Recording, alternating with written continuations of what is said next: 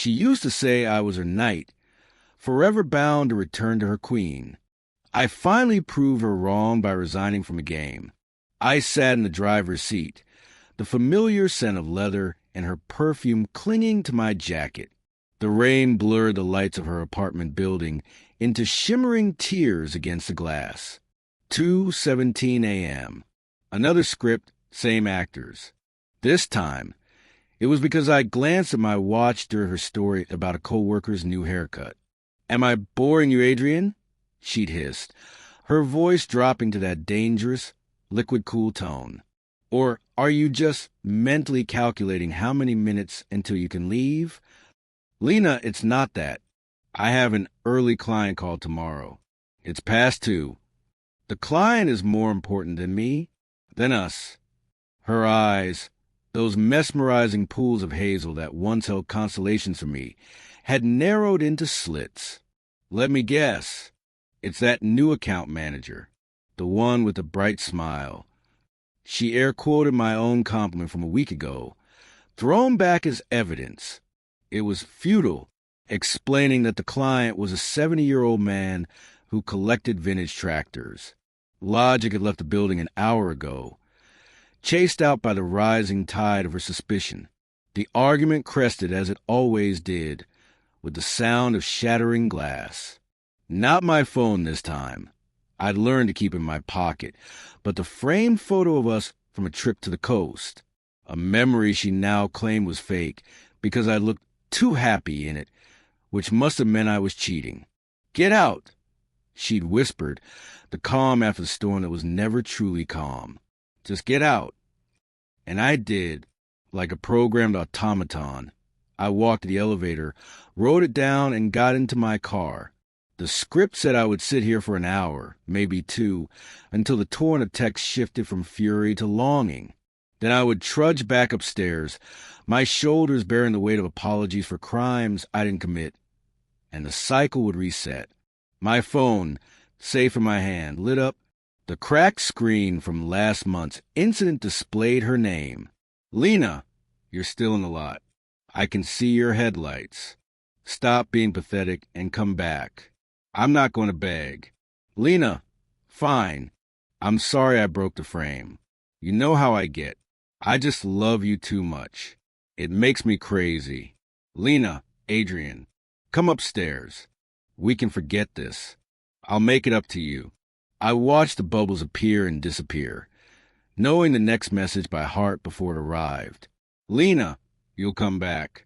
You always do. You can't help it. You're mine, and deep down you love the fire.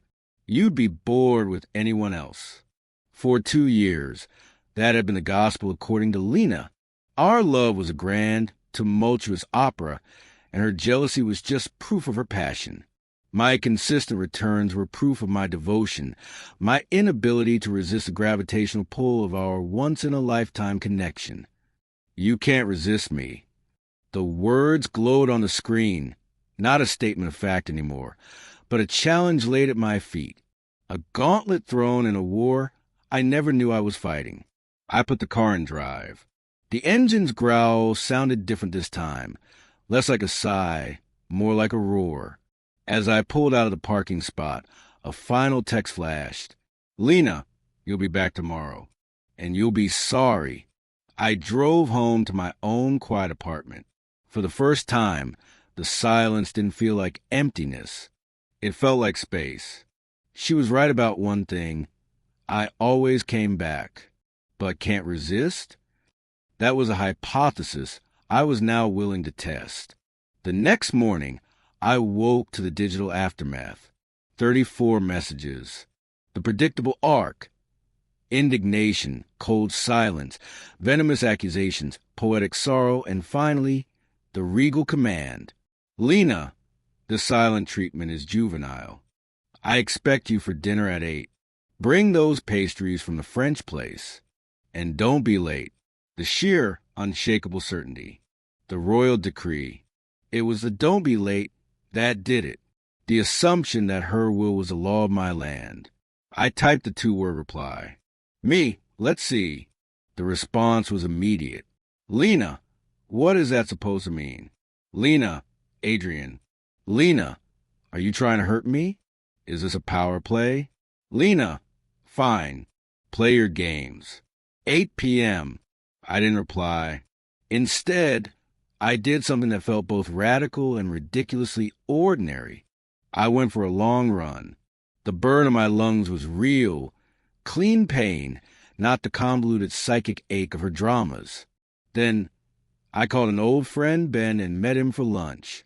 He didn't ask why I looked tired. We just talked about football and his new baby. At 7:59 p.m., my phone began to vibrate on the coffee table, dancing with incoming calls. I silenced it and opened a book. The vibration was a frantic, angry pulse. I imagined her in her apartment, the pastries not bought, the table set for one, her certainty beginning to curdle into something uglier. The call stopped. Then came the audio message. I played it. Her voice was clipped, icy. You think this makes you strong? It makes you weak. You're abandoning us because you're scared of real feeling. You'll be here tomorrow, begging for my forgiveness. You need this. You need me, and you know it. I deleted it. Then I blocked her number. It felt less like an act of aggression and more like pulling a thorn from my palm that had been festering for years. The relief was instant, followed by a wave of quiet terror. I had just stepped off the map. Blocking Lena was the equivalent of blowing a whistle to start the Hunger Games. The first wave was through intermediaries. Her cousin Mia texted, "Hey, Lena's really upset. Can you just call her? She loves you so much." I replied, "The relationship is over. I need space. Please respect that." Then I blocked the number. Next was a friend from college, David. Dude, not cool. She's a mess. Whatever it is, man up and talk to her. I didn't respond. Blocked. Then came the social media offensive. A cascade of nostalgic photos on her Instagram. My back as we watched the sunset, our hands intertwined. A blurred picture of a happy moment. The captions were masterpieces of vague booking. When you give someone your all and they treat it like nothing, real love is worth fighting for, even when the other person's given up. Praying for someone who's lost their way. Her comment section became a shrine of support. You deserve so much better, Queen. His loss. He'll realize what he had. A few mutual friends sent me concerned DMs. Everything okay with you guys? Lena seems heartbroken. I chose one, Claire, who had always seemed level-headed. I sent her a succinct summary. The constant accusations over female co-workers, clients, even waitresses. The broken belongings. I attached a photo of the cracked phone screen. The 2 a.m. fights over perceived slights. The text where she demanded I install a location-sharing app for safety. I ended with, "I've ended it for my well-being." Her narrative is not the full story. Claire's response was swift. "Oh my God, Adrian, I had no idea. That's not heartbreak, that's toxic. Thank you for telling me." I won't engage with her posts. Having a single ally felt like finding solid ground in a swamp. The intermediary stage passed when it yielded no results. Phase 2 was direct assault. She showed up at my office. I work in a secure financial advisory firm. You need a key card or to be buzzed in. I saw her on the lobby camera monitor, talking animatedly to the receptionist, Kylie. My desk phone rang. "Adrian, there's a Lena here to see you. Says she's your fiancée and has an urgent family matter to discuss." My blood ran cold. "Kylie, I am not and never was engaged to that woman. She is an ex who is not accepting the breakup. Please inform her I am unavailable and ask her to leave." I watched the screen. Kylie, professional but firm, relayed the message. Lena's face transformed from pleading sweetness to sharp anger. She spoke again, voice rising inaudibly through the monitor. Kylie shook her head, picked up the phone, and pointedly called security. Lena shot a fiery glare at the camera, my camera, before spinning on her heel and leaving. 20 minutes later, my boss, Richard, called me into his glass-walled office. Adrian, reception just flagged a concerning incident. A woman causing a disturbance, claiming to be your fiancé. I took a steadying breath. Richard, that was my ex-girlfriend. Our relationship ended recently, and she is having difficulty accepting it. I've blocked all contact, but she showed up here today. I apologize profoundly for the disruption. It will not happen again. Richard, a man with 2 daughters, looked at me with assessing eyes. Your personal life is your own, but the workplace must remain a professional environment. If this escalates, if she returns, if she contacts clients, we will have to involve HR and potentially legal for a restraining order. For your protection and ours, document everything. I am. Thank you for your understanding. She must have sensed the firm's walls were high, because she changed tactics. The next day, an anonymous email arrived at our general HR inbox, expressing concern for my mental state, suggesting I seemed paranoid and unstable and might be a risk to myself. HR, following protocol, called me in. I was ready. I showed them the photo of my broken phone, the logs of 3 a.m. calls from before I blocked her, and a written statement detailing her office visit. HR was sympathetic and meticulous. They noted my account, advised me to file a police report if she contacted me again, and increased lobby security protocols. The digital siege intensified. She created a new Instagram account to follow me. I blocked it. She made another and another. She sent follow requests to my siblings. I warned my family. My sister, bless her, replied, "She always gave me the creeps. That smile never reached her eyes." My brother just sent back a gif of a man running away. Then came the crisis. A text from an unknown number.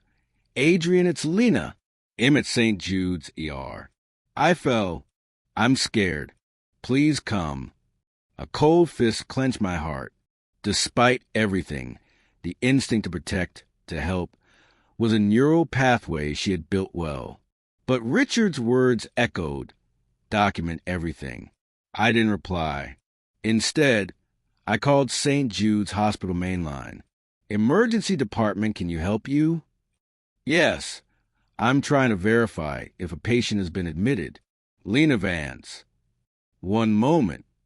I heard typing. "I'm sorry, sir. We have no patient by that name here currently." "Thank you." I hung up, my hands trembling not with fear, but with fury. She had weaponized my empathy, tried to lure me with a fabricated emergency. It was the ultimate betrayal of decency. I saved the text, added a note about my call to the hospital, and filed it all in a digital folder I grimly labeled "For the Record." The crescendo of her extinction burst came on a Friday night. I was at home, watching a movie. The buzzer for the building's front door sounded. I ignored it. It sounded again, long and insistent. Then my personal cell, from yet another new number, rang. I let it go to voicemail. A minute later, a voicemail notification appeared. Against my better judgment, I listened. Her voice was slurred, thick with tears or wine or both. "Adrian, baby, please. I'm at your door. I need to see you. I'm sorry. I'm so sorry for everything. You're right, I was crazy. I'll change. Just let me in. We're meant to be. You know we are. You'll never find what we have. Please." Then her tone shifted, hardening. "If you don't open this door, you'll regret it. I'll make sure of it. I'll tell everyone what you really are. I'll ruin you. Open the door." I walked to my apartment door, deadbolt and chained. I could hear faint banging from down the hallway. I picked up my phone and called the non-emergency police line. "Yes, officer. My ex-girlfriend, who I have no contact with, is currently drunk outside my apartment door. banging on it and making threats. She has harassed me at my workplace and sent fraudulent messages. I feel unsafe. Yes, that's the address. Thank you. I didn't shout through the door. I didn't engage. I simply waited. The banging stopped abruptly. From my peephole, I saw her listening to her phone, her face etched with shock, then rage. She glared at my door, spat out, "You're dead to me," and clattered away in her heels just as the elevator opened to reveal two uniformed officers. I gave my statement, showed them the text, the voicemail, the HR note. They took a report and issued a case number. This is a classic harassment case. One said, "Not unkindly. The report is the first step toward a restraining order if this continues." That night, for the first time in weeks, I slept deeply. A month into my new, quiet life, I decided to start dating. Not with any grand hope, but as an experiment in normalcy. I joined a single, straightforward app. My profile was plain, a picture of me hiking, one with my dog. My bio: enjoy quiet coffees, long walks, and conversations that don't feel like interrogations. The matches were pleasant. Women said hello, asked about my dog, talked about their jobs as teachers, graphic designers, veterinarians. No one demanded to know who I'd last texted. It was unervingly civil. One woman, Nina, stood out. Her wit was dry. Her questions were curious, not accusatory. We met for coffee. She was a landscape architect. She talked about soil composition and the arrogance of ornamental grasses with a passion that was infectious. I laughed. It was a real laugh. From the belly, not the performative chuckle I perfected to appease Lena. "So," Nina asked, stir her latte, "what's the story? Recent breakup?" "Very." I admitted. It was intense, and not in a good way. "Ah," she said, nodding as if I'd explained everything. "If you love me, you'll let me check your browser history type." Something like that. "How about you? If you love me, you'll give up all your friends and hobbies to be with me every second type." She smiled a little sadly. We all have our ghosts. We had a second date, then a third. It was easy. It was calm. I kept waiting for the other shoe to drop, for the hidden test, the trapdoor. It never came. The universe, however, has a wicked sense of timing. Nina and I were at a popular waterfront restaurant, sharing a plate of calamari. We were debating the best movie soundtrack of all time when I felt it, that specific, crawling sensation of being watched. My old survival instinct, finely tuned by Lena, kicked in. I glanced around, and there she was, Lena, 3 tables away with a man. He was handsome, clean-cut, wearing a sweater that looked expensive. He was talking animatedly, but her body was angled away from him, her eyes laser-locked on me. Our gazes met. Her expression was unreadable for a nanosecond, then morphed into a dazzling, theatrical smile. She whispered something to her date, stood up, and began weaving through the tables toward us. "Incoming," I murmured to Nina. "My ghost at 3:00. Nina followed my gaze, then looked back at me, her expression calm. "Do you want to leave?" "No," I said, and realized I meant it. We were here first. Lena arrived, a cloud of her signature jasmine perfume preceding her. "Adrian!" What an incredible surprise. Her voice was honeyed, pitched to carry. She leaned in for a cheek kiss. I took a deliberate sip of water, forcing her to hover awkwardly. "Lena." "This is Nina." "Nina, Lena." "Charmed," Lena said, her eyes scanning Nina like a scanner assessing a thrift store donation. I didn't know Adrian was back in the dating pool. "How brave of you." Nina smiled politely. "It's nice to meet a friend of Adrian's."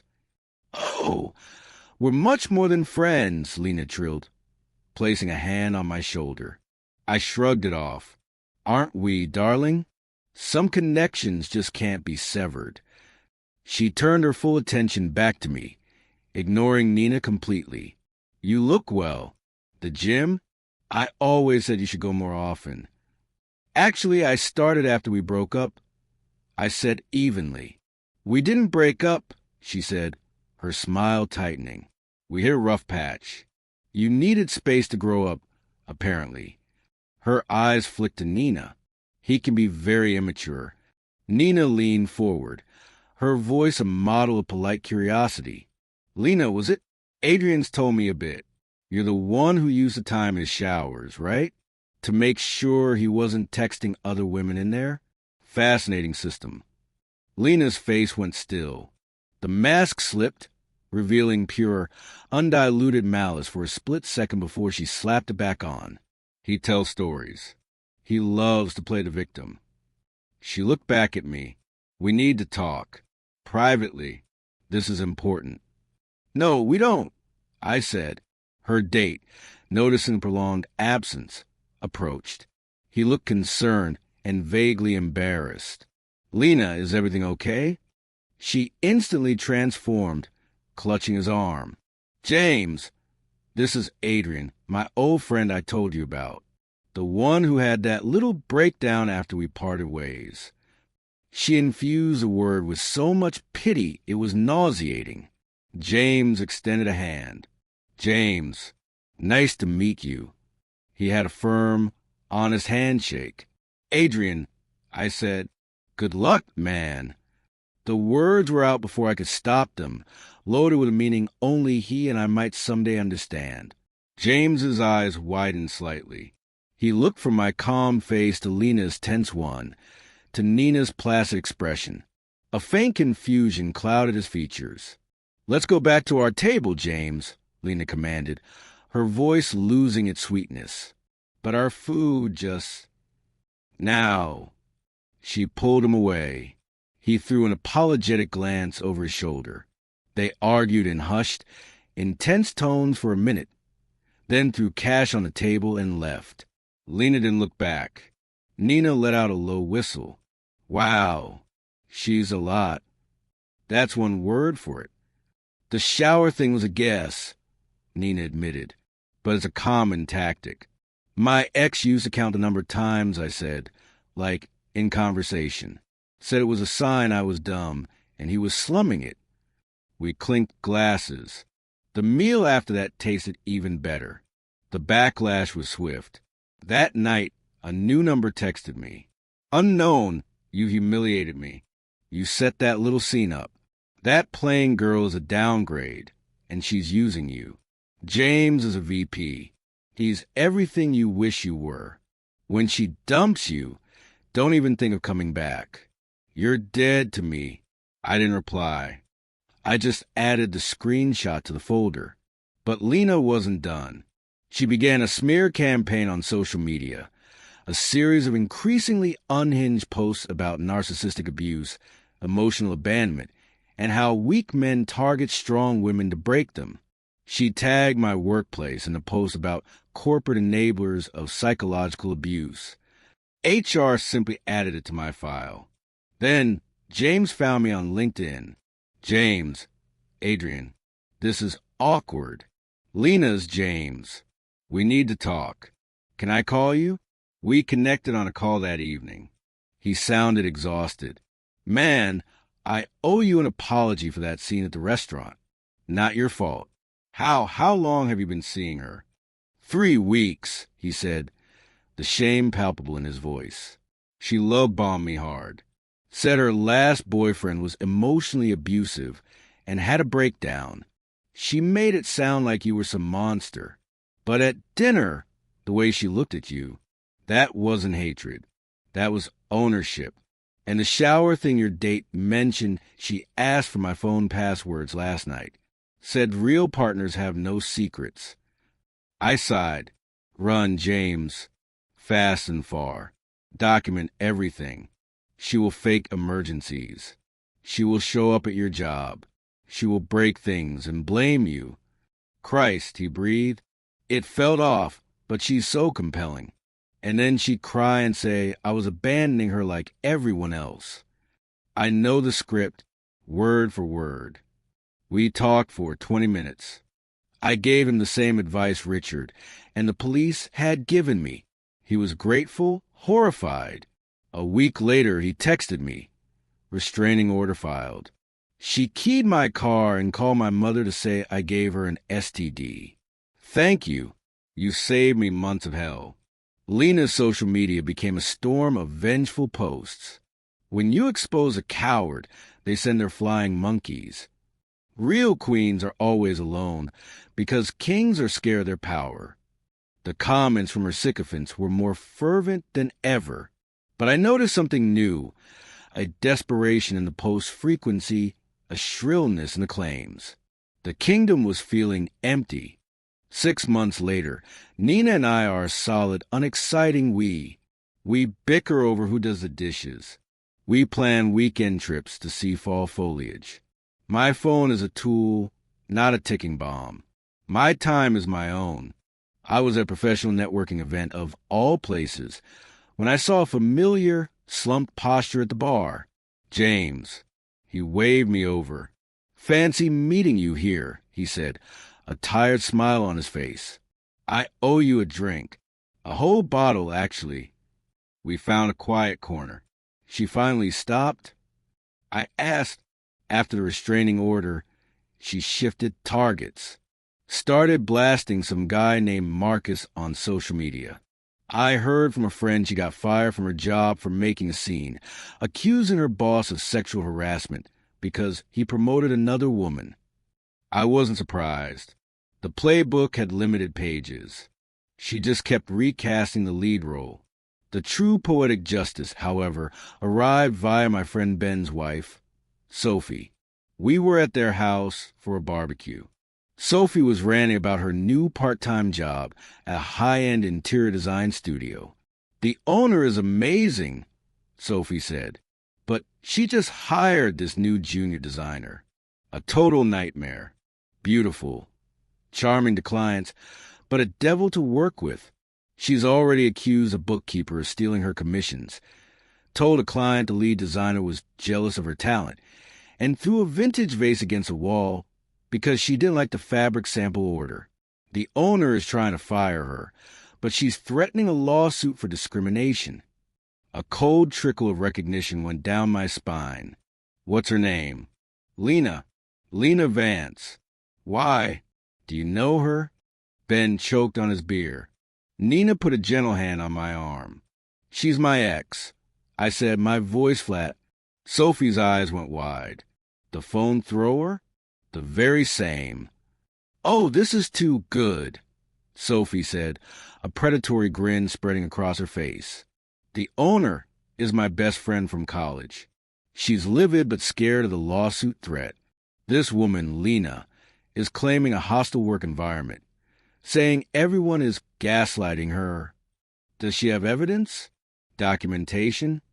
Nina asked, ever practical. She's been documenting everything since the vase incident. Emails, photos, witness statements from other terrified employees. I looked at Sophie. Tell your friend to check the Are We Dating the Same Guy? Facebook group for our city, or the local one for women. She might find corroborating stories, enough to show a pattern of behavior that has nothing to do with her workplace. Sophie's grin turned victorious. That is brilliant. A week later, Sophie called me, glee radiating through the phone. You are a genius. My friend joined the group, posted a vague warning about a toxic coworker with initials LV. The floodgates opened. 6 women in the group had dated her or been friends with her. Stories about false accusations, stalking, property damage, fake pregnancies, the works. One was a former roommate who had to get the police involved. My friend took all those testimonies, anonymized, to her lawyer. They called Lena and her lawyer, who turned out to be a cousin pretending to be one, into a meeting, presented the pattern. offered a single-month severance in exchange for a signed resignation and a non-disparagement agreement. They implied that if she didn't take it, they would be filing a countersuit for defamation and intentional infliction of emotional distress based on the evidence in the workplace and the civilian testimonials. Did she take it? I asked. She screamed. She cried. She called them all jealous witches. But she took it. She signed. She cleaned out her desk under supervision. My friend said the look on her face wasn't anger in the end. It was disbelief, like the universe had finally stopped following her rules. That was the moment I realized that was the checkmate. Not when I drove away, not when I blocked her, not even when I was happy with Nina. It was when her environment, the world she tried so hard to control, finally reflected back the truth of her behavior in a way she couldn't scream, love bomb, or smash her way out of. When the collective voice of her past victims created a wall her manipulations couldn't scale. Her power was a house of cards, built on the silence and compliance of others.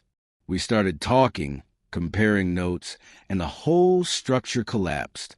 Lena moved to another state shortly after, according to a final bitter social media post about starting fresh where people appreciate authenticity. Her local legend, however, remains in that Facebook group, a permanent, searchable cautionary tale. As for me, I'm planning a hike with Nina this weekend. The forecast is clear. My phone, fully intact, will be in my backpack, probably on silent. I'll check the map when I need to, and no one will be counting the minutes. She thought she was a queen in a game of chess, and I was a knight forever circling back to her defense. She never considered that I could simply step off the board, and in doing so, I showed her that her kingdom was empty, her power an illusion, and the only person left in her game was herself. The most irresistible force in the universe isn't toxic charisma. It's peace. And once you taste it, you never go back.